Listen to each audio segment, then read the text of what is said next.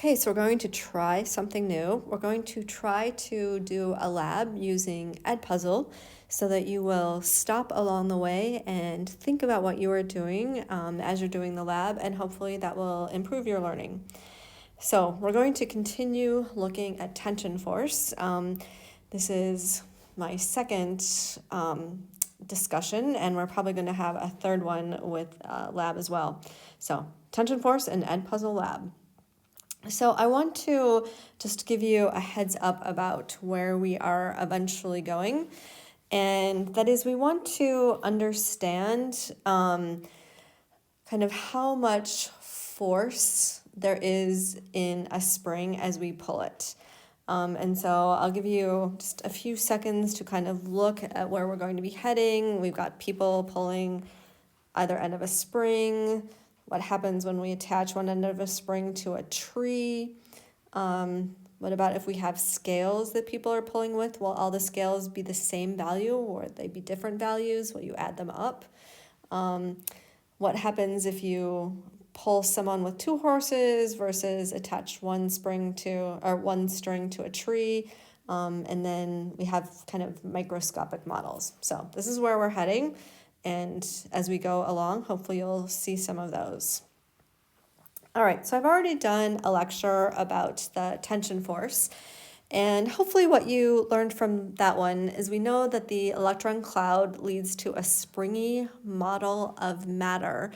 And with tension, we are pulling kind of atoms farther apart than they normally are, but they don't break because the electron cloud is holding them together. And so we want to be able to look at scenarios, or that should be real world problems, or read word problems, and predict the size of the tension force. So we want to, instead of thinking about it from an atomic or molecular scale, we want to be able to look at an actual object or macroscopic scale and be able to predict tension forces. So, for example, if 2 students both pull really hard on a rope, we want to understand how much are they pulling. Are they pulling equal amounts? What if one of them moves, the other one doesn't? Are they still pulling equal amounts? And so that's what we're looking at, is tension force in like a single rope is what we want to understand. Okay, so here's our scenario. Please don't be offended. I'm trying to be funny, okay? But you should know I'm humor challenged. So some invaders from another galaxy have captured Spider-Man, and they wish to pull him apart to examine his insides. Because Spider-Man is not real, they can put him back together again, and he will not be hurt. So they have also found 2 identical horses, and they are arguing about the most effective way to pull him apart. Some invaders propose tying 1 horse to each arm and pulling, while others suggest tying 1 rope to a big tree and pulling with only 1 horse. And so it's time to vote. Again, I'm sorry if this is offensive. Which situation would cause the most discomfort for Spider-Man? Using 2 horses, using 1 horse and 1 tree, or the situations cause equal discomfort? So I want you to discuss your answer in your group, or what you think. All right, so we're going to try to figure that out by the end of the day, which one is the correct answer. So here's going to be our anchor situation. We have a large person and a small person are pulling hard on a spring. And the smaller person tries harder, but the larger person is stronger. The spring stretches out and then remains still. So which force is larger? The force of the spring on the large person, or the force of the spring on the small person? So choose your answer, A, B, or C. So the first thing that we want to do is to try to understand, or try to get some empirical evidence for this. And so you have silver springs at your table. Use the silver spring. One person should pull the coils just a little bit at each end. Notice what happens. And then what happens when you pull a lot at each end. Hopefully you notice that when you pull a little, the coils don't separate very much. And when you pull a lot, the coils separate a whole lot. So would you say that the distance between the coils can be used to determine the amount of force being exerted on the ends of the spring? I hope so. All right, so we can look at the distance between the coils to determine how much force there is on the spring at any point on the spring. So now we want to have the largest person and the smallest person pull at each end. And do not over pull and stretch out my spring. Okay, this is not a competition. I just want you to pull it. What do you notice about the distance between the coils at each end of the spring? Again, do not break my spring.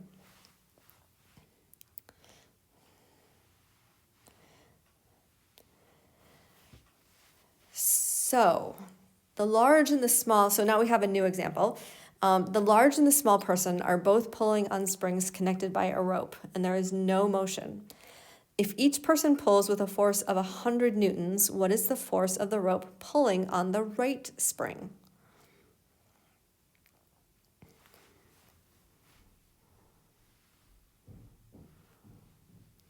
So I want you to discuss this in your groups.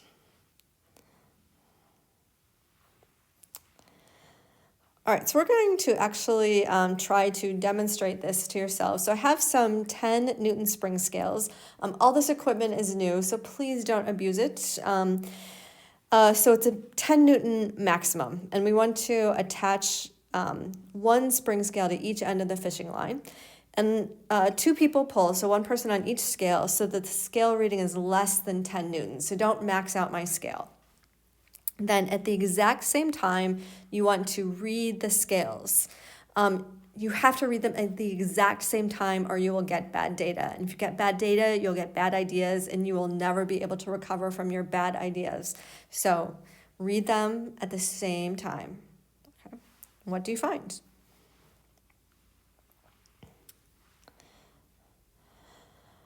Okay, so how is the situation on the left like Superman or Spider-Man?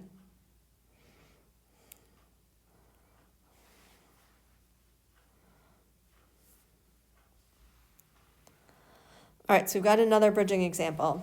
So each person is pulling with a force of 100 newtons. So what size force does each end of the middle spring experience? So that's what I want to know is what is my force here? And what is my force here?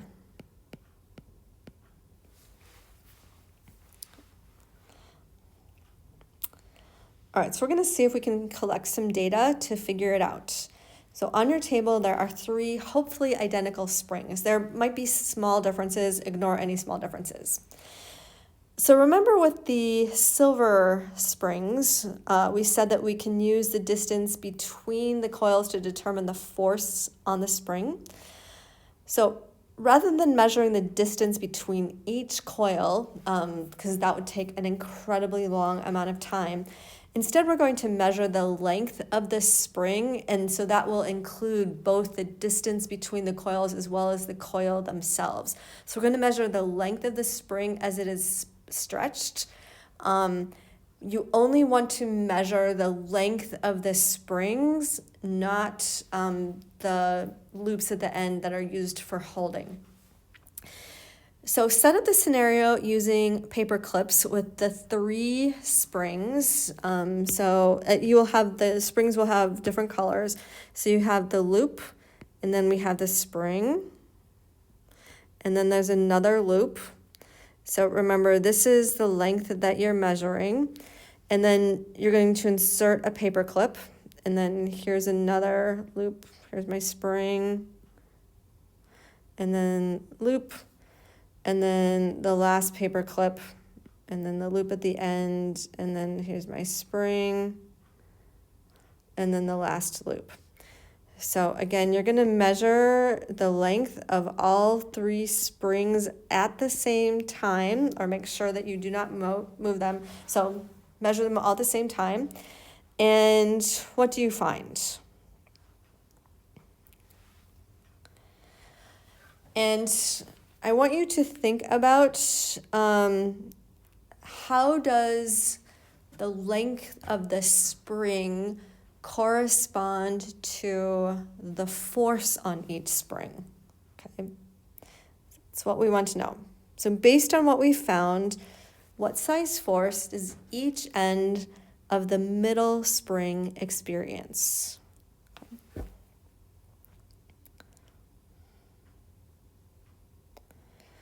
Okay, so we're going to explain these findings using the microscopic rope model. And the idea is that any object that experiences tension may be thought of as made of many microscopic springs. So the example that we just did with 3 springs, where you found that they were all the same length, so they all experienced the same force, we can just think of that, being multiplied by many, many times, and that's actually the model of a rope. And so in a rope, each mini spring inside the rope is pulled the same amount or extended the same length, okay? And so the tension, that would tell us that the tension force is the same everywhere in the rope, because if a rope is made of a bunch of tiny springs and every tiny spring has the exact same length, that means they're all experiencing the exact same force. Another way you can think of it, this might be helpful, it's the same idea, but just a different way of thinking about it, is that each coil of a spring may be viewed as a separate piece, which feels equal force on each end. And so notice when you stretch the silver spring that the spacing is the same between each coil, indicating each coil feels the same force. So you can think of like each coil is a separate spring. They all experience the same force because the distance between each one is the same. And so again, we have this idea that the tension is the same everywhere in a rope. Okay, so I just want you to look at the concept map one more time to think about where we're going, think about the examples that we've already done. And on to the homework.